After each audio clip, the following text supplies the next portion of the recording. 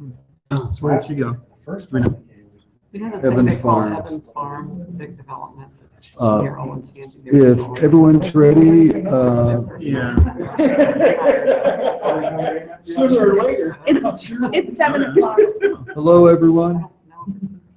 7 o'clock, and This for development? time to open up the regular monthly meeting of the Delaware Shade Tree Commission for June 28th. Let's begin with roll call, please. Ms. Brewster? Mr. Buck? Here. Mr. Carey? Here. Mr. Glissman? Mr. Wolber? Here. Councilman Hellinger? Here. Vice Chairwoman Wright? Here, Chairman Olin? Here. I did have emails from both Mrs. Brewster and Mr. Glissman that they would be unable to attend. So Okay. I move that we excuse them. Second. Okay, do we need a vote then? Mr. Buck? Yes. Mr. Carey? Yes. Mr. Wolber? Yes. Councilman Hellinger? Yes. Vice Chairwoman Wright? yes, Chairman Olin? Yes. Okay, next is approval of the motion summary for the meeting held May 24th, 2016, as recorded and transcribed. Anyone see any changes? I move that we accept the motion summary from the May 24th meeting. Second. Vote? Mr. Buck? Yes. Mr. Carey? Yes. Mr. Wolber? Yes. Councilman Hellinger? Yes. Vice Chairwoman Wright? Yes. Chairman Olin? Yes.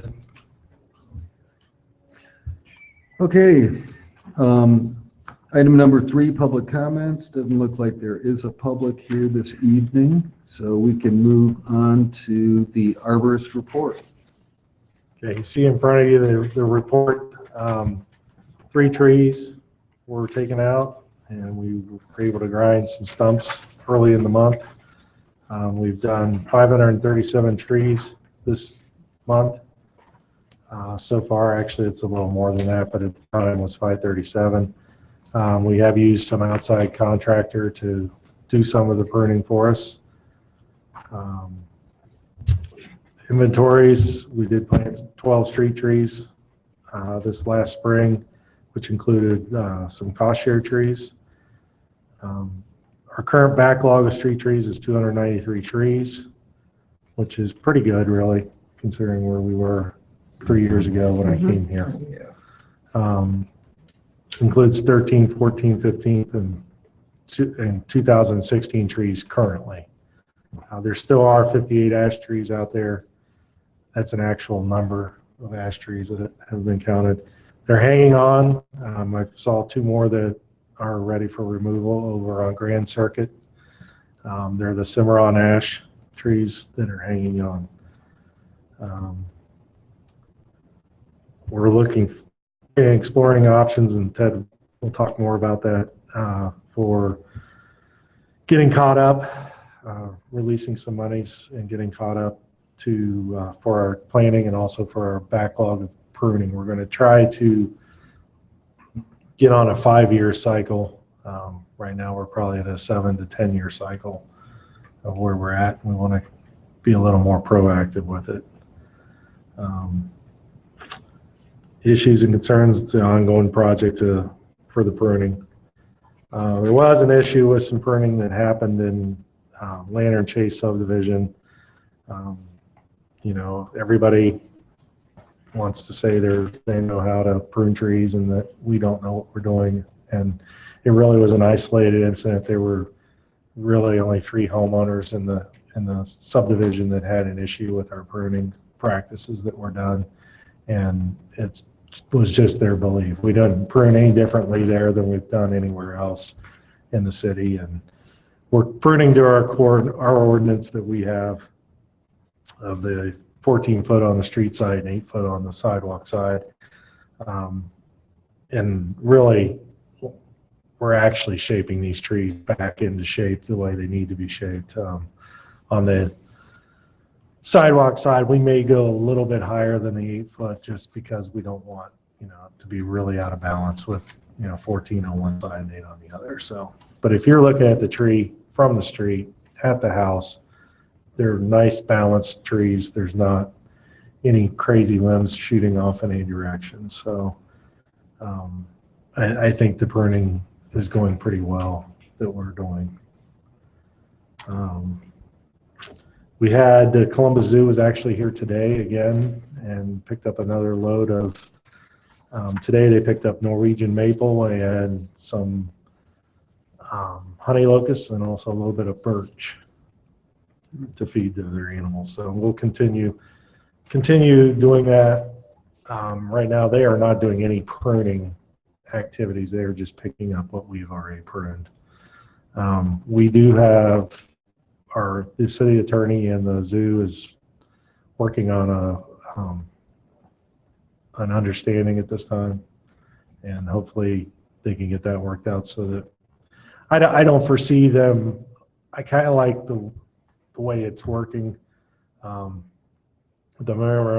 memorandum of understanding that have sent before has them where they can do some pruning and such, but I'd rather keep that to ourselves and just, let them pick up what we've pruned for them. I really don't want people, just for the issues of homeowners and residents coming out and questioning the pruning practices that may be done, whether or not they're qualified arborists or not that are doing the pruning. So if we keep it in-house and just let them continue to pick up, I think that would be the best policy. The aerial spraying of the gypsy moth did take place last week. I think it was Wednesday or Thursday.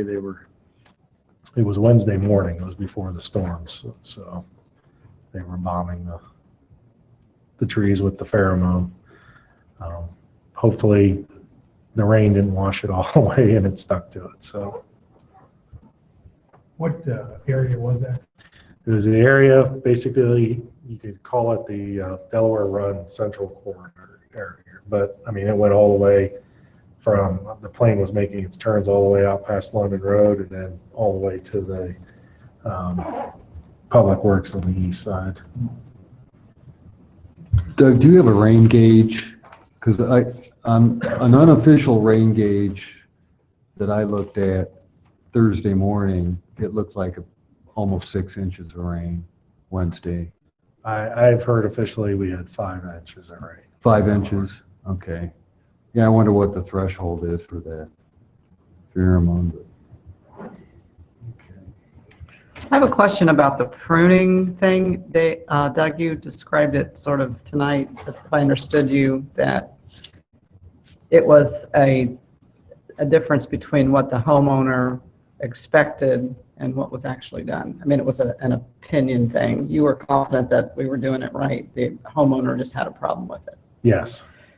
And when Ted, I think it was Ted who sent the email and I questioned, and you sort of described it as maybe an inexperienced pruner. We had 2 instances. Oh, okay. The first one was, remember the first one when I think they left some cuts in a tree, like partial cuts in the tree where you saw the pictures.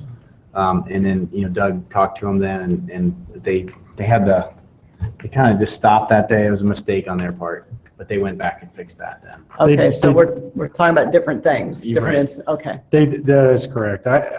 They had a new guy on their crew, and in all honesty, it really was, it was a bad situation and a bad timing at a bad place with a person who probably was looking for a reason to complain. I can't tell you that every single cut I make is a perfect cut. That we prune so many trees, and I can see how, that could happen where he was pruning a branch above it, didn't realize he was pruning the branch below it also, and thought he was done with it and walked away. And that was his inexperience that caused that. And they actually went back very quickly and went back through all the trees to make sure that they had taken care of the situations as, any issues that there Okay. were. And I had one more question. If you could characterize a typical homeowner that goes in for the cost share program. Can you? There's probably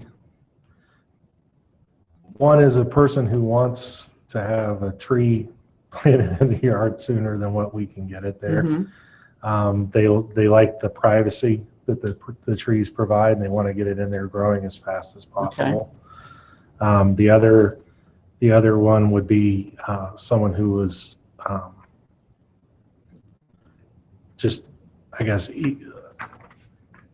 conscientious about nature and maybe wanting a certain type of tree to be Okay. planted, Okay, not wanting the tree that would be normally on the street, but one of our other varieties that we offer. Yeah. so they're, in all the cases, they're individuals, they're not, I think I remember the Northwest neighborhood bought some trees. They came to get to us as a As a group. group. Yeah. Okay. But they didn't care what, Yeah. they just wanted trees put back in. Okay.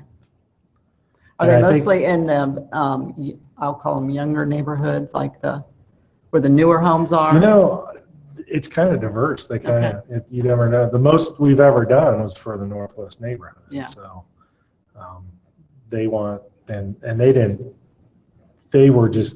buy them. Like it wasn't a homeowner bought it for it. It was the Northwest neighborhood themselves paid for it and then allowed us to put them where, would make the most impact for them. Okay. You've never had like a homeowners association come with a similar request in the money? Yeah, we did. Lexington Glen, no, Locust Curve, I'm sorry. Locust Okay. Curve did a couple of years ago. They came to us and we did 2 rounds of cost share. Okay. Thanks. Yep. Any more questions for Doug?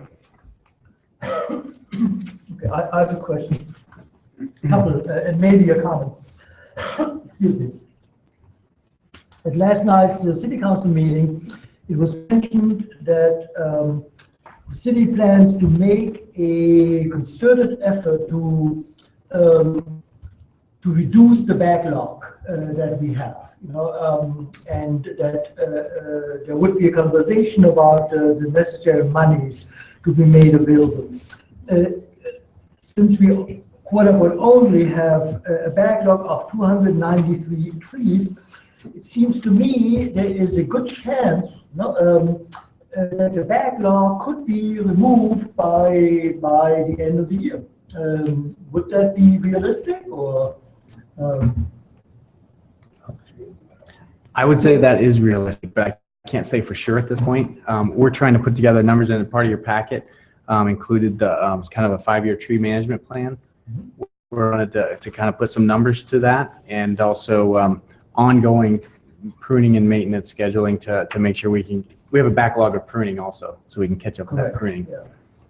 So out of curiosity, if I give Doug, $1,000, how many trees can you plant for $1,000? I'm sure it's more than 4, especially if you have small caliber trees. Is it 5 or 6 or 8, or how many could you do for $1,000, $10,000, 50? So how much money would it take to remove the backlog? In other words, Well, that's a hard question to answer, because there are a lot of variables in that. It depends on the tree, the size of the tree, if we have someone else plant it, or if we do it in-house. I mean, there's just a lot of variables. We set the threshold at $250 a tree because that's where we're kind of at with the city code of 1 3/4 inch. I know that we've had where we've allowed us to plant maybe a little bit smaller caliper trees so that we could get caught up, the 10, 15 to 20 gallon size trees. We were able to buy a lot more trees for the dollar for the amount of money that we had.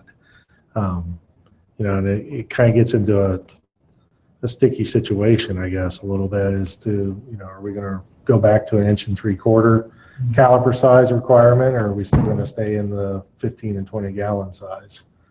And so there's a lot of variables. So I would say just go with, it's 4 trees, $250 a tree. okay, good. Okay, and one comment I was going to make, concerning the zoo and the memorandum of understanding. If, and I agree, with the gist of what you said, your inclination about the matter. If the zoo came in and said, we want to do some pruning, we need birches, we need, beeches, we need this or that, because our animals are hungry, that would be a conflict of interest. They would come in and do maybe pruning that is not in the best interest of the city and of the trees. Obviously, they're interested in keeping the animals well fed, etc. So I agree with you. The zoo staff should not be in the business of pruning the city's trees. I would consider that to be a conflict of interest.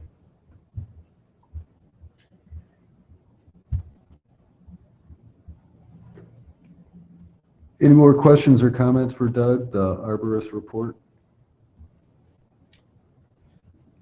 Okay, then why don't we go ahead and take a look at the presentation for the Boardman Art Garden concepts.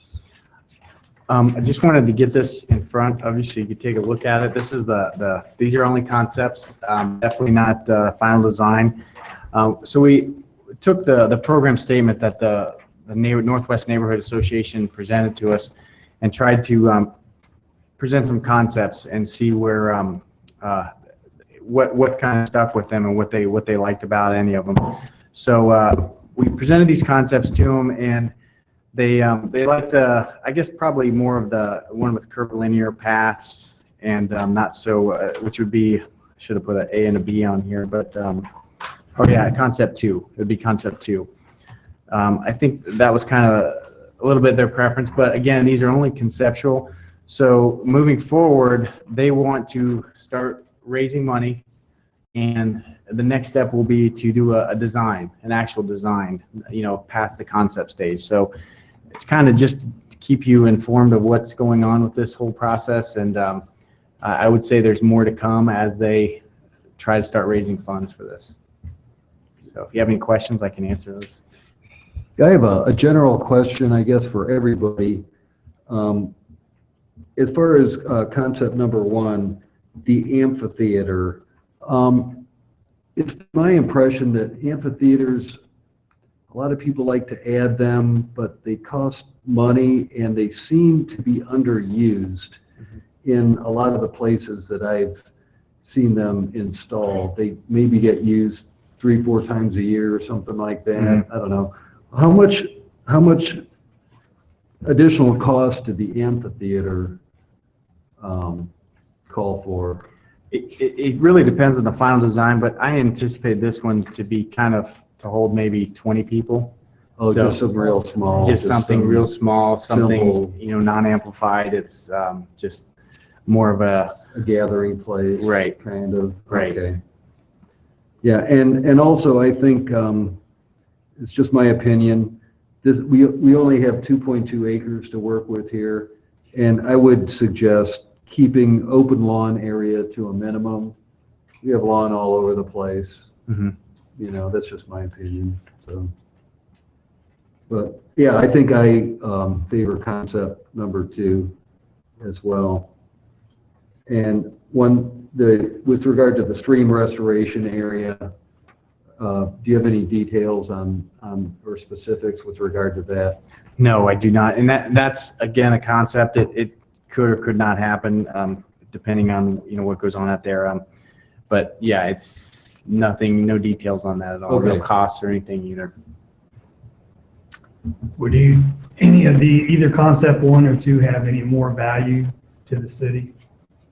Either one of them, is one more valuable to, have more value to the city than the other concept, or in your opinion?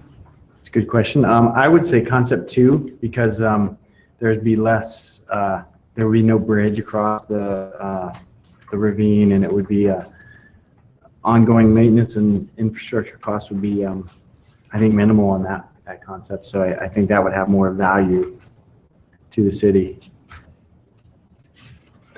I apologize for coming into this a little bit late, but so who owns this now? The city schools own it now, so there'd be an arrangement, where we leased it or there's a trade in lands. Okay. So, yeah. Do you know where it is? Oh, yeah, no, I Okay. know exactly where it is. What kind of competition is there for this, or is there any competition for this space currently? The city schools are required to offer this up to any schooling or Charter school. charter schools. They're required to do that. But with the way the site is, being a former demolished site, there's probably not a lot of value to any charter schools that wants to build a school on the site because of the difficulty that they would have in building a school. Because unearthing that the building that's buried there, would probably require quite a bit of cost. So. I just want to make one comment that this is sort of like the cost share program with trees, that if you bring us money, you can go to the top of the list. So I don't know that this was ever on the city's master plan for parks. Right. And so there are, one thing that comes to my mind is sort of an ecological justice issue. We're building this park in a nice neighborhood, and there are probably some neighborhoods that could use a similar kind of pocket park that might be nice on a demolished or a vacant property. And we've not, part of our contribution to the program statement was that they would provide the maintenance. Sure. And the Okay. cost, and so we're kind of still holding in that pattern that this would be pretty much the whole Northwest Neighborhood Association's. Yeah. But that's not what they say here. I know that's not what they say there, but we've made that clear at our last meeting. I know they say the funding for this development will be through donations grant, ongoing maintenance be formed by the city of Delaware. We have not agreed to that at this point. The other part to think about on this is that Delaware Run, as it exists today, according to engineering, will require $1 million worth of maintenance to maintain it. You mean to open it up? No, to maintain it, even just to like reline it or Interesting. yes.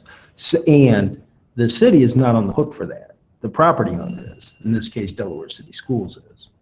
If we were to enter into a lease with them, then we would be on the hook for that. And I can tell you right now, as a member of council, we're not going to be on the hook for that. It seems to me With that said, there is some community value in maintaining that, and the city might consider partnering with some part of that, but we're not going to shoulder that cost. Yeah. We don't have the money for that. There's no money in our park and rec levy is just about shot. Yeah. It's done. So we don't have capital monies for that. Well, it seemed to me in whatever lease arrangement was worked out that the expenses could be, isn't that a negotiable thing? Anything's Yeah. negotiable. I think But yeah, at the end of the day, we just don't have the money Yeah. to do it. So. we know that the city is always going to be here and the school district's always going to be here. We don't know the future of the Northwest neighborhood. So, Association.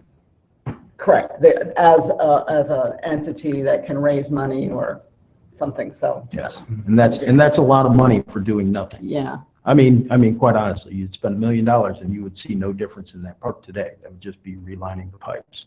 Well, how much money are we talking about for the whole thing? We haven't done any estimates on Okay. that at this point. One thing I was thinking of when I first looked at this is, members of the commission may recall that Delaware City Schools kind of used a clever shell game to get away from replacing caliper wrenches that they were removing due to construction on all their sites. And that is, they set aside caliper wrenches to be protected in the forest behind Dempsey Middle School, which were already standing caliper wrenches, and they claim that by setting them aside and protecting them in perpetuity, that would satisfy the city ordinance saying that caliper inches had to be replaced that were removed due to construction and so forth. So there was a net loss of caliper inches, actually. So maybe in the future, somehow, if Delaware City Schools has to take down more trees, instead of setting aside for protection trees that already exist in the forest behind Dempsey, they could plant some on this site. Mhm. And they're my employer, so they probably wouldn't want me to say that, but I think that's logical. Can I make a couple of comments? First of all, I think we should separate the issue of the Boardman Art Garden from the Delaware Run. The Delaware Run is about 4 miles long, at least, from the Olentangy to Miller's Gardens or something. This particular stretch is only half a block. So no, I think those are separate issues. But it's still $1 million, just for that. Just for particular stretch. Just for that part. Okay, then According to engineering. According to the city engineer, what I talked to on this, Okay, then I misunderstood. that's their thumbnail, yeah. Yeah, it's My very understanding expensive. is the culvert is failing as it is. It needs to be replaced anyway. Yes. So, yeah, it needs to be, that's something that needs to be worked out, yes. I thought we were talking about maintaining the Delaware Run in its entirety. Oh, no. So I misunderstood, yeah. Yeah, no. Well, that's the first I heard about that. Okay, also a question for Ted. The concept was also introduced at the last Parks and Recreation Committee last week. And I listened to that online. Unfortunately, the recording stopped, after 53 minutes. And I'm curious as to what reception you got at the Parks and Recreation Committee. Were they receptive? Were they hostile? Were they neutral? What's your sense? I would say neutral, and also we didn't have a quorum, so we had not a full house, and we didn't get a lot of comments on that. We didn't even talk about it, actually, I think, because they wanted to wait till there was a full board there.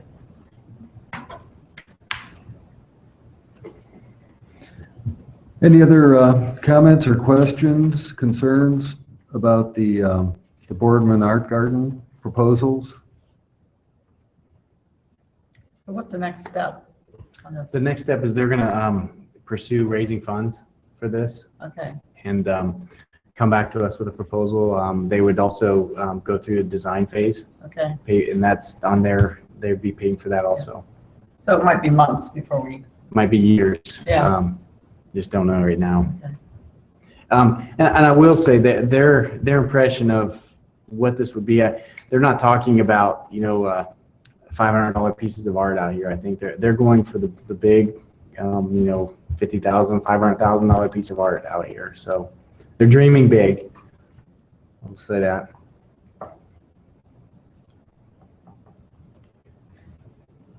Anything else? Yeah, maybe one other comment. About 5 years ago, the city of Delaware daylighted the little stream that comes out of the cemetery along Weiser Avenue. And I don't recall the exact figures, but the project was largely funded by a grant from the Ohio EPA, up to, I think, 90% or something. I need to verify that. So I think there is money, potentially money out there to quote unquote maintain the Delaware Run, to daylight it and maintain it. I think it would be worthwhile checking into the availability of such extramural monies.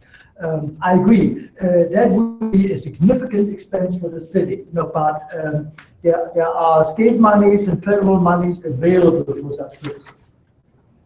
You are correct. I don't know how we'd qualify. I think we would, but how much we'd be able to get out of it, I don't know those answers yet. Yeah. We haven't got to that stage of it. It's a tributary of State Scenic River, Mhm. so maybe that would be helpful. But I would agree, there probably are funds available. So I have a related question, I guess, to this culvert. I mean, Is it just this piece of the culvert that's failing, or is it the whole? The city has previously gone down through and replaced different pieces of that with other outside funds and local funds. So at this point, and Linda, you may be able to speak to this a little better, but I believe they're just camera scopes, right? I believe so. Yeah, so, and they've been on notice that this section here is they've already done, I believe, underneath Catherine Street, and they might have done underneath William Street. The city has, along with outside funding that the city received. But obviously, we aren't going to do that because that's not our property. Oh, But sure. we're aware. So it looks like there are that it's- private properties underneath this culvert as well. Is that correct? I mean, if you go on the other side of Catherine Street, that looks like residential. Is that? That's open over there. Once you go It's open. west of Catherine, it's open. Oh, okay. Yeah, All right, gotcha. the culvert actually starts just on the west side of Catherine Street. Oh, okay, so it just goes from there to under the post office or whatever. And it's done. Right. From what I understand, that's how they entered to do the repairs Okay. recently. All right, so this really is the only place that's of a concern at the moment then? If I have that correct? I can't speak to that, but I know this area is of concern, yes. Okay, so daylighting may ultimately be cheap. Never know. Okay, that's it. Interesting possibility. Okay, anything else on the Boardman project? Okay, then let's move on to item number 6, review and recommendation on street tree replacement and pruning management. So Doug and I have kind of been going through some numbers. Let me back up, I guess.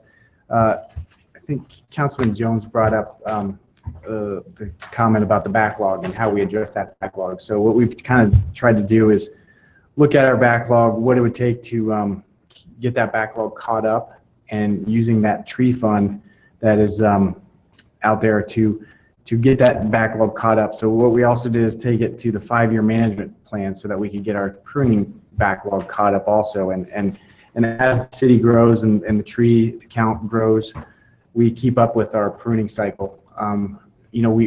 Doug's kind of suggests a 5-year cycle, which I think would allow us to keep the trees pruned and create a nice street tree throughout Delaware, but also keep up with the trees that we have now also. Like right now, we're behind on that. So what we try to do is put together a spreadsheet that would allow us to get rid of our backlog. And then that also includes the ash trees. There's still 58 ash trees out there. Now that's going to be a little bit different because some of those ash trees are still healthy. So we may not be able to bring those down. That's kind of be probably a tree by tree basis on that, something like that. But we did want to include that cost in there because that is going to be a cost at some point probably as the ash tree dies. But that's in there. The replacement trees, we've got figured in about 50 trees, for the first 2 years, and then that number keeps on growing as we move on down. But then the pruning, the street tree pruning, if we do 2,400, that will get us on a 5-year cycle with the street trees we have. But as we get like the year 2018, we've upped that yearly pruning cycle, and actually I should say 3,400. We've upped it to 3,500 as we get more and more trees so that we can kind of prepare as we go down the road to stay on that 5-year cycle. So looking at that, to get rid of our backlog, we'd probably be looking at around $110,000. And then that would get us caught up with our street trees themselves, not necessarily with the backlogs. If we get the backlog all caught up at once, we're going to run into the same problem down the road. So biting out the chunk that would get us into that 5-year cycle year by year. So as we move forward, then that pruning cycle and the street tree replacement costs would probably be around $30,000 a year, but that number does grow throughout the year. So, and this would just be a spreadsheet we'd update as we move forward. But I think we wanted to kind of get an idea of what kind of costs we were looking at to address the backlog concern. Well, do we have is there $100,000 in the tree fund to take care of? That, I've got to meet with Dean. That's part of the next, the phase is to meet with Dean and find out, you know, if that money is there. Is it something we can do this year? Was it at that gas station on the north side? Speedway, A big chunk or is going to yes, be? Speedway, if memory serves, the total amount that the tree fund received from the Speedway project was in excess of $100,000. Okay. And there was money from previous projects. Yeah, it wasn't zeroed out last year. Yeah, right. Ted, on the spreadsheet, I'm looking under the street tree pruning line item, Uh-huh. and then you have a backlog, and then you have forestry staff. I'm interpreting that as being 2,400 trees that a contractor would do and 1,000 trees that the current staff would do? Correct. Is that how? Right, okay. and I would probably more like that, you know, Doug's pretty much our forestry staff, so we the Parks and Recreation staff, they kind of Right. help out too. So continue that all out, or continuing that out, each year our forestry staff would be able to do about 1,000, and the Correct, others would be contracted. Okay. correct. And then at some point, you know, down the road, you know, we add staff to that, you know, and they're able to do more, we would just update the chart. And Mhm, mhm. but at least we're targeting that 5-year cycle of number of trees that need to be pruned each year. And so tell me why the 2016 costs, what are the line items that make that so much more expensive? Just replacing the backlog. We have Oh, 293 okay, trees. okay. Yeah, basically the street tree planting. You're assuming that the funds available to wipe that backlog out Correct. this year. Gotcha. Correct. So I have something related to this that I was going to save for member comments, but it's somewhat related. And I guess, per chair's permission, talk Yeah, about the Yeah. pruning program. Right. Right. I forwarded to you guys late today, unfortunately, email string from Tim Adams. He's the Cheshire Crossing Homeowner Association chairperson. And we were working last year on a citizen tree steward program, right? And we put effort into getting a plan in place and materials in place and that sort of thing. And where we fall short was on folks who were actually willing to go out and physically do the pruning. And I tried again this spring and reached out to some folks who were sort of on my mailing list and were like, yeah, we want to help you do this, that were part of that neighborhood. And I lived there too, so it was, you know, a lot of them were my neighbors, right? And the only person that responded to me was Tim Adams, who was the HOA chair. So I got really slim to no response this spring when it came time to actually schedule and say, okay, let's go do this, right? So since this meeting was coming up, I thought I'd ask him if he knew what the word on the street was, what people were thinking about their street trees and what needs to happen. He's like, well, as the HOA board, they're inclined to issue guidelines for lawns and trees. Included in that is, all right, you got to have your trees to 8-foot clearance as per city code within 14 days. Otherwise, you know, you're going to be in non-compliance and we're going to charge you. So this is the HOA. All right. So I'm just letting you be aware of this. And so it's like, okay, so you just want to, so you all being aware of this, because if people see that I got 14 days to prune my tree, or I'm going to get fined by the HOA, they go out and prune their own trees. You're going to have Cheshire Crossing homeowners out pruning their own trees here very shortly. Just putting you on notice of that. And I was like, well, I'm not sure exactly how that's going to go. I understand Cheshire, a little bit of history here for you, Todd. Cheshire Crossing's deed restrictions and all of that is a little different than most, and we have tree care requirements as part of our deed restrictions. And so where sort of the city takes responsibility for the street trees, but then the homeowner is also encouraged to take responsibility for the street trees. I'm not saying that it's a horrible conflict to have. I mean, to have people wanting to take care of their trees. But I don't know how comfortable we are in just letting everybody without training do this. And I think this is great, but I don't know if this is enough, right? So. This is not meant for, to train people how to prune trees. Oh, no, it's a nice document though, I appreciate it. More educational. Yeah, but, so, I'm not sure, they're open to ideas, including, okay, we find the homeowner and then turn the money over to the city to come out and do the trees. Or maybe there's other arrangements that could happen in lieu of finding folks. So it may be worth getting a hold of Tim, and if the city has strong feelings one way or the other, you have an opportunity to express those before they let this cat out of the bag, so to speak. Well, that would be rather interesting if they want to try and find a homeowner for a city tree. So I think I would politely tell them to pound sand. Right. Well, I think, and by city ordinance, you're not allowed to prune the trees yourself anyway. So right. So they're directing someone to violate city code. City code. And they're trying to find them for something an asset that isn't theirs. So I think they really need to step back and understand. Well, so it seems to me that there's more conflict with the city code and our deed restrictions than maybe I had originally thought then. Yeah. But, so anyway, it could get real interesting real soon. We actually just handed out pruning flyers for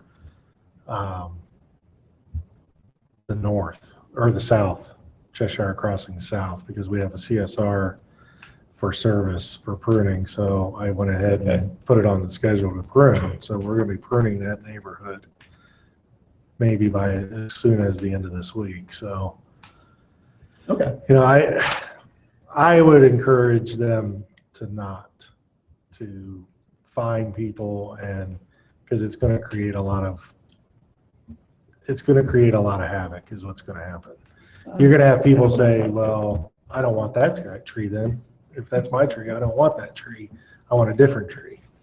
Oh, And as long as they are, you know, according to the deed restrictions, are planting that tree, they can replace it at will, which is going to come in conflict with city code. Yes. So. Right. Well, I've tried to explain what I understand the ordinances to be, but I think it may be better received coming from someone from city staff. Yeah, I think the next step would be probably to reach out to Tim Adams and see if we can kind of get ahead of this a little bit and see what, I'll get Dave Eflin in there too, and just make sure we get ahead of it a little bit. Okay. Sounds like we need to. Okay. Appreciate that. Thank you.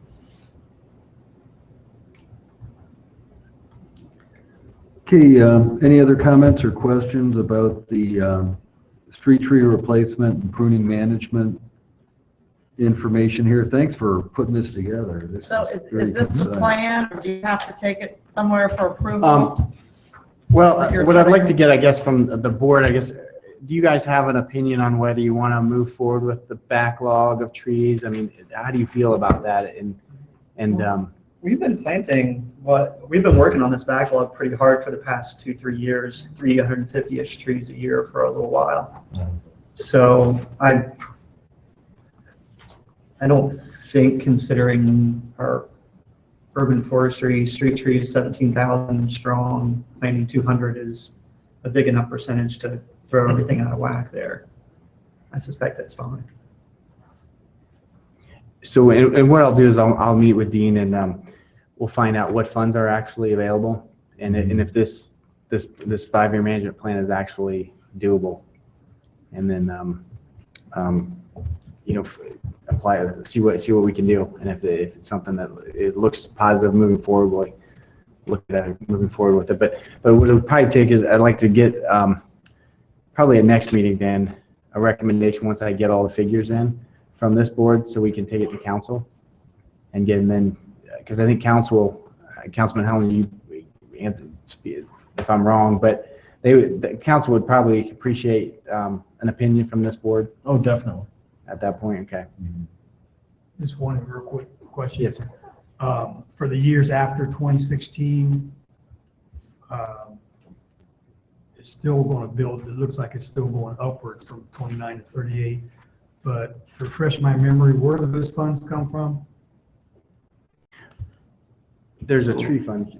There's a tree fund. A lot of it is from But the it keeps getting developers. higher and higher every year after that. So does the tree fund also get higher and higher to cover that, or It would be based on development as it comes as in the development? Right. and payments that are made to that fund. Okay. So we don't really know No. the future. As a matter of fact, I think that at the time when development ceased because of the recession, our tree fund was empty, Yeah, that's Right. more or less. Yeah, and Mhm. the city put in 35,000 per year, something like that. Because the first year looks like, I mean, even though we have 100,000 or plus, or we do, or, that's gone in 2016. Well, we typically have been receiving anywhere between $30,000 and $40,000 a year for tree work, Okay. to maintain the Yeah. trees, so. Well, it's a huge bargain if it doesn't have to come out of city budget, to be honest with you. Mhm. Holy cow. I mean, that's, And the timing of that Speedway payment is good Yeah. too for helping eliminate the backlog. I think your replacement trees per year might be a little light considering the number of trees we have in the city, but they're all pretty young too, so that might be realistic for a while. Right, yeah, and then, it'll be something we update regularly, I think, as we move forward. So yeah, that might be light. You might be right on that.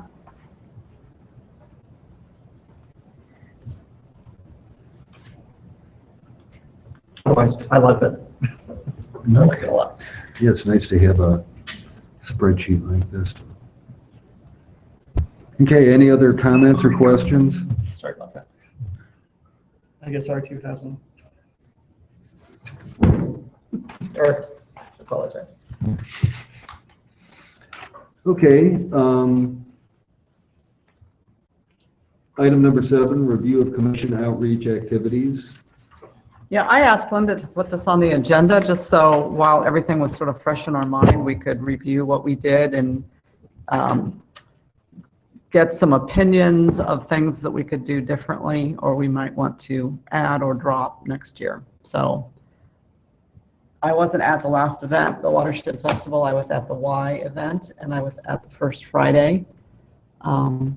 Seemed to go okay.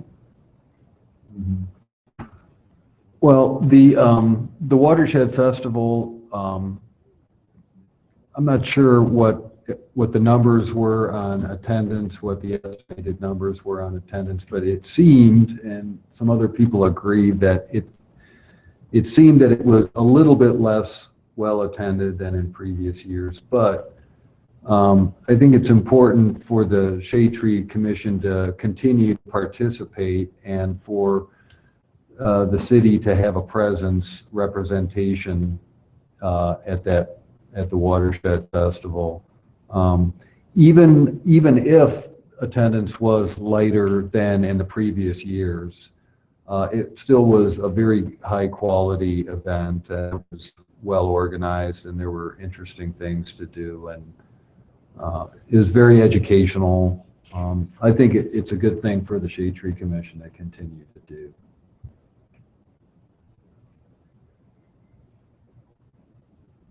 Anything else? I don't know if you guys would probably know if there's any other events that would be equal to that, or Yeah. that would be worth for the commission to entertain joining, but I don't know of any. Basically, it's those 3 events, right? And they're all sort of clumped together. Yeah. Yeah. But in the past, we used to visit schools. If I compare our individual school visits with the Y event, the First Friday event, the Watershed Festival, I think, I would stick with our current practice, focus on public festivals, public events, where we can show up as a collective, as a group, and interact and network with other entities. I think that worked well. I'm not sure personally if attendance was down at this year's Watershed Festival. I think we were more spread out. There was a duck race going on, and a kayak float, and rain garden, etc. So I think last year we were all caged into the gym, because it was raining, and it seemed like attendance was higher. This year we were spread out everywhere, and indeed there was a perception that participation attendance was down, but that might be erroneous. I didn't count do a count or anything. Right. But in any case, my personal reaction is the Y event, First Friday events, the Watershed event. Those are good venues for the Shade Tree Commission to be.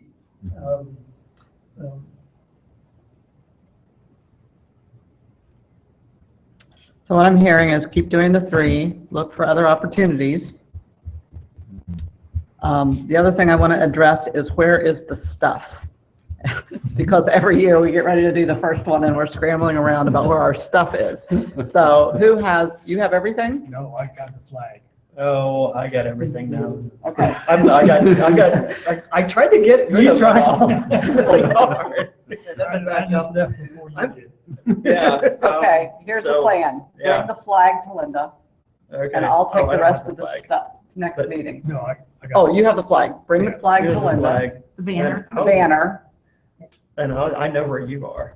and you bring the paperwork to me, and I'll have everything ready to go for next year. All Or right. pass it off. I want to make sure Linda has masters of everything that we use. Oh, yeah. Yeah. That's a good idea. So if we all quit in mass one year, that somebody will. They'll have it. It can continue. That's right. Okay. Good idea. So everything, next meeting, bring it, All right. or before. This week. I gotta clean out that room, my basement. Got people coming over. Since we are on the subject, I also wanted to bring to your attention, some of you have seen it already. This is the flyer that the Shade Tree Commission is currently using. We passed that out at the Watershed Festival. Thanks to Lee Yoakum, who produced beautiful professional layout and colors, etc. So front and back, we produced over 100 copies. I think, David, you have them. So maybe next time we can give everybody a copy, but if you want to have a quick look at it, pass it around. That's the only personal copy I have at the moment. Yeah. So it looks nice. It is nice. I have them. Oh, you have them. Okay, okay. All right. Okay, staff comments. The only thing I wanted to add, I want to thank Tom for mentioning about the browse for the zoo last meeting. I think it was last meeting. You mentioned that. We got an article in the paper. Oh, yeah, I brought This week. copies for everybody. Yeah, so that was good publicity. Doug's been working with the zoo on that. I think we kind of talked about it a little bit. The other thing is I passed out the street tree pruning, kind of an education. I wanted to get comments from you, and I don't have to get them tonight since I just gave it to you. If you get comments and have something to add to that, this is an effort to kind of educate a little bit more based on some of the comments we've been getting on some of the street tree pruning, why we do the pruning the way it is, and to try to curb some of the questions we've been getting a little bit. So that's the reason for that pamphlet. And the current practice is when Doug goes out to a neighborhood, he delivers flyers to every house just to give them what is going to be happening and when fairly soon, in a week's time or something like that. So in the future, we're looking at other options, possibly updating the website with this information. Also, maybe in the winter we try to figure out what areas we're going to hit that summer. Put it on the post on the website. What streets we're gonna be in that summer. The other thing is, Doug brought up a good one, is if we put out the signs, kind of like what the test run was the gypsy moth I think most people knew the gypsy moth because they had these yard signs that were posted everywhere. Maybe we move these yard signs a week before we move into this neighborhood with tree pruning to let people know that the tree pruning is going on, and if they want more information, is available at the website. It's a good idea. As opposed to hanging on every door. Yeah, and hanging on every door. So if you guys have any comments, what do you guys think? Is that something? I think the yard signs are fine as opposed to the door. They're quicker. People see them. People are always looking for garage sale signs, so I mean, people are keying out for that sort of thing. As far as this product goes, the only thing I see that I'm missing, that you could turn it into more of if you wanted to turn it into more of how to just point out branch collars and the 3 cuts that you make or whatever it is at the end. Mm-hmm. If there's room, I don't think there's room at the moment, but we should have something like that on our website anyway, just for public edification, I guess. Okay. I think we do, but it's as part of a 100-page thing. So we've talked about pulling some of that out, just the how-tos of, as opposed to the whys. And the other thing is when sometimes some of the complaints we got this last couple weeks, they never got the flyers. And Doug handed them out. It's just sometimes they fly off the door or something like that. So I thought that might be more effective with the signs and people see them as they drive by. Or in many households, somebody might grab the flyer and never share the information with a spouse or kids or whatever.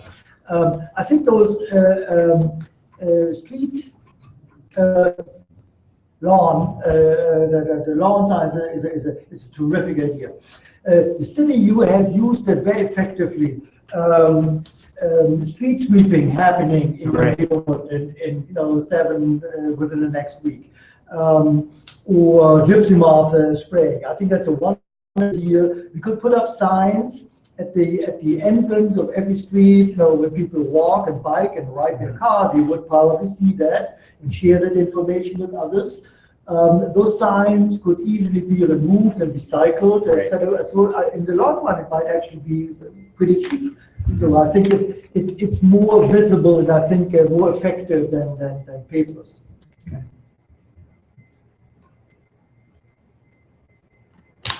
Okay, anything else on that point?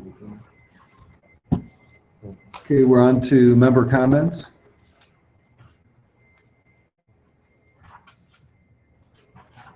Dave, you already talked about your thing, unless you have something else to add about the whole volunteer effort. No, I guess it's more of a question. It seems pretty clear to me, and I've had folks come to me personally and say, hey, I can't get out of my driveway because my tree is too low. And I've helped folks with that. And so I think there's an interest, but not enough to actually get people together to do it. So I don't know if I'm at a loss, and it seems I would be fine with the city coming through and pruning those trees. I mean, I don't know that the tree stewardship program is, if the city's going to do it anyway and budget for it, is necessary. What do you all think? I guess, do we have or think about whether we want to put that to bed or not? I guess maybe that's my question to the commission and the city staff, of course, as well.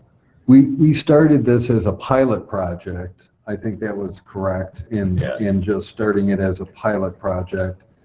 And have we, for one reason or another, chosen the wrong neighborhood to start it in?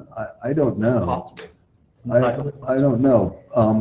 There are cases of this type of program working in other communities. I haven't really read the specifics or looked at the specifics of how it worked in other communities, but I know that they do have these types of programs that work in other communities. I just don't know if we should maybe try a different neighborhood for the pilot. It's hard telling. I think we should separate the concept of tree stewardship from pruning, because we just talked today about You don't want the zoo people up here pruning. We want to do it ourselves, make sure it's right. So if you're not comfortable with professionals, semi-professionals doing it, I don't know that we can take the leap to have a citizen do it. So that's my opinion, that we should separate them. And the other thing is perhaps we could incorporate this informal tree steward program in our outreach activities next year. You're planting 300 and some trees, or you propose to plant 300 and some trees, and more every year. We need people to help take care of them. So just the concept of stewardship is not a bad idea, and it doesn't have to be focused on a particular neighborhood. Right, that's a good point, Susan, because at all three of those events, I don't believe we had any kind of information available saying to the general public who visited our booth that we're considering forming a tree stewardship, a citizen tree stewardship. Was there one? Yeah. Yeah, we had this tree stewardship handouts. Yeah, we did. Okay. Yeah. Okay. We didn't have any, I don't recall any conversations that we started out It with. didn't seem to catch fire. Yeah. You know, it just didn't seem to. No. Maybe there's some, maybe we need to make some kind of additional effort to convey this to the community somehow. I don't know. Maybe that's something to brainstorm Well, and talk about next month in member comments again, maybe, or even put it on the agenda. Because you're right. The handout was there. Now come to think, but it just didn't seem to do much. So maybe our outreach needs to be different somehow, more effective. I'm talking about the urban trees, street trees, right? Mm-hmm. The city trees. Yeah, for the citizen tree stewardship program. Yeah, you could, But they're the city trees, right? Mm-hmm. yeah, it could be fashioned on a adopt a street or adopt a neighborhood kind of concept for an individual or a family or a group of teenagers that wanted to do something like that. Forget about the pruning. There's too many issues involved with that.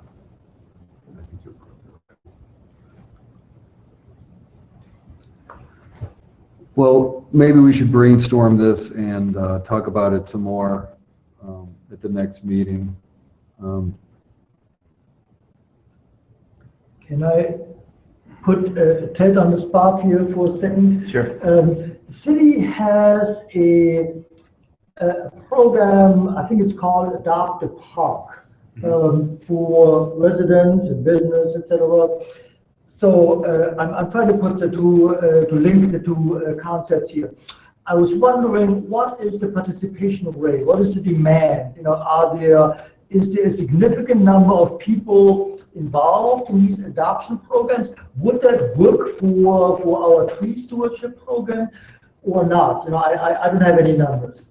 I'm going to be honest with you, I don't either. I'll get some though. I don't know. I'm not familiar with that program and you know, what kind of numbers. Go ahead, Linda. Linda's raising. It might be on paper only, yes, at this point. We have one or two a year. Okay. It's not, there's one group that always, Alpha Industries does the East Side Park. Typically the senior class at Hayes does Blue Limestone. And those are the two that I know are consistent from year to year. We've had some Girl Scout troops adopt the trail out at Veterans to pick, because the kids like to pick up the sticks on the trail. But those are about the only ones that, you know, we see consistently. And I don't know if it's not advertised as much as it could be, but. Isn't there also groups that do like not the interstates, but state highways and county roads, and they put their sign up, and they represent, that group represents a certain area, and they clean this. Those are typically run by either like Keep Delaware County Beautiful. Right. On state highways, it's an ODOT program. Oh, that's an ODOT program? On state highways, it would be.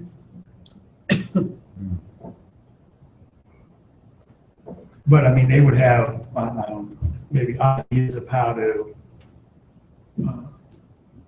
get people together and be interested in that. But I think most of the time it's companies though, or organizations. Typically, those are what you see on the signs, yes.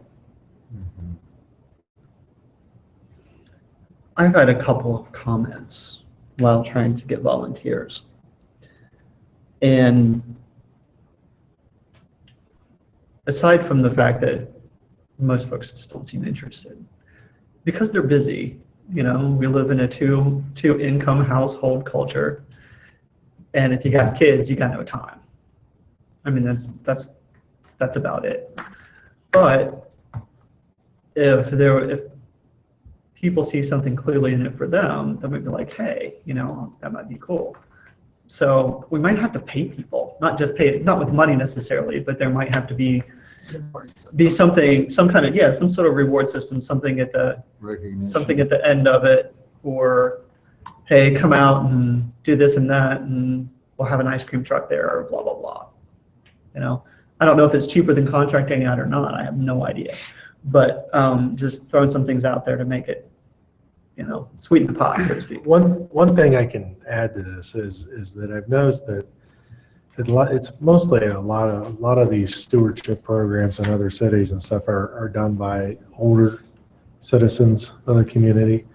One thing you might want to consider is getting with the people out at what is the center called now? Source One, and see about maybe presenting something out there, because people are always, I mean, they're always looking for things to do. And I know that if you go, you know, when we go to the Tree City USA, and you know, it's mostly the older citizens, people that are our age. You know, we're busy. We have lots of things going on in our lives, and not saying they don't have things going on in their lives, but they're looking to help the community a little bit more, probably. So, I mean, someone might want to look into that, maybe presenting something out there and see what you can dig up with some people. And That's a good idea. That's a resource, a human resource that is worth looking into. And I know I did have some guys, some seasonal guys doing some stop sign clearance in Cheshire Crossing just this week. And they were armed with nothing more than a handsaw, a pair of loppers, and a pair of pruners. Mm-hmm. And they did everything that I needed them to do fairly easily. So they're not, you know, neighborhoods like that. Again, I'm all for separating the pruning away from it, not getting into it, but there's a lot of things that they can do that are easily done.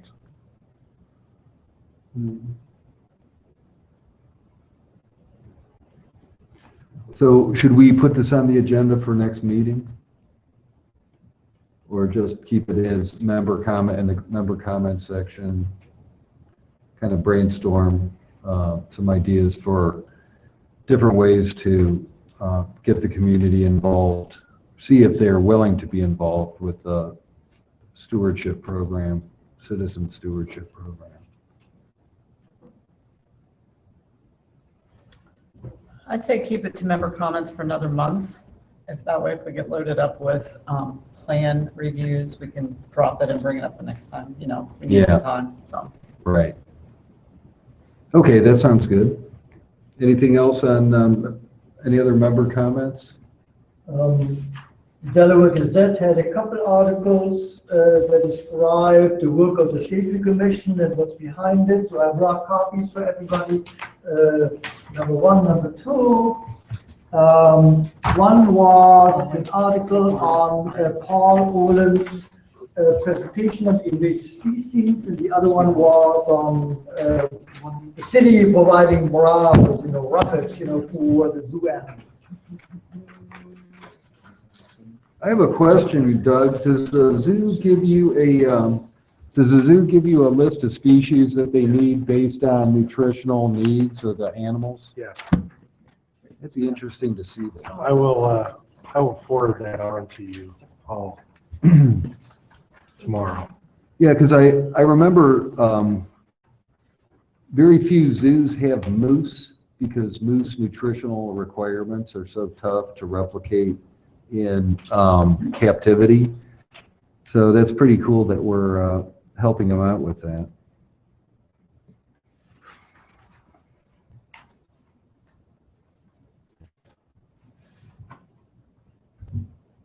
And you can read that on your own. This is probably not the time and place to do that.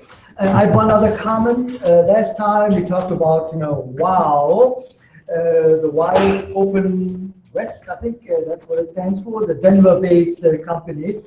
WOW has come and gone in my neighborhood. And so I'm pleased to report I'm not aware of any tree damage in the backyards or front yards or anywhere. WOW was careful. There was some thing going on, in my neighborhood. When you stand on certain spots, you look around and you see 4 or 5 at times, squares and rectangles where the grass is dead, where they had to dig deep and fill it in, and the grass is dead now. But in our specific backyard, they restored everything as it was before. There will be no lasting damage. And so my main concern was what the possible potential damage to city-owned trees. And so I'm pleased to report I'm not aware of any such damage happening. But clearly, I've seen, and others have seen, comments on Facebook and elsewhere where some people were upset about the work and the damage that WOW has done. So the activities were not as benign as some people claimed, but they were not as bad and nefarious and damaging as others, like myself included, might have feared. So the truth is somewhere in the middle, as usual. They just cut power to my house. What? I missed it. They just cut power to my house. Okay, yeah. Whoops. Is that Miller Pipeline doing that? No, that's a gas line replacement in Northwest Delaware. Okay. I'm not kidding, they just did. Really? Yeah, that was a joke. No, it wasn't a joke. Okay, any other member comments? Thanks, Tom. Do we have plan reviews tonight? Nope. Okay, easy night. Well, in that case, let me say something. George knows what I'm talking about. City Council approved the plan for phase 2 for the SLU, the small living unit of Ohio Wesleyan University. For the record, the Shade Commission has not seen that plan, has not been consulted about it.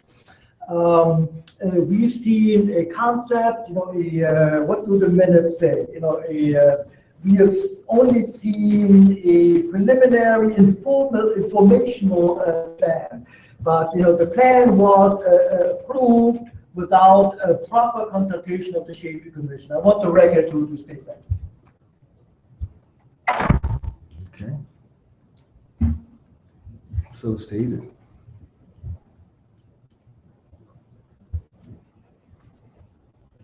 Okay, any other comments then?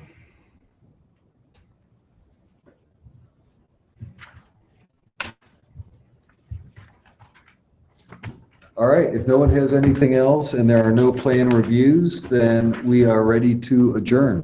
Do I have a motion? Second. Okay, thank you very much. 8:15.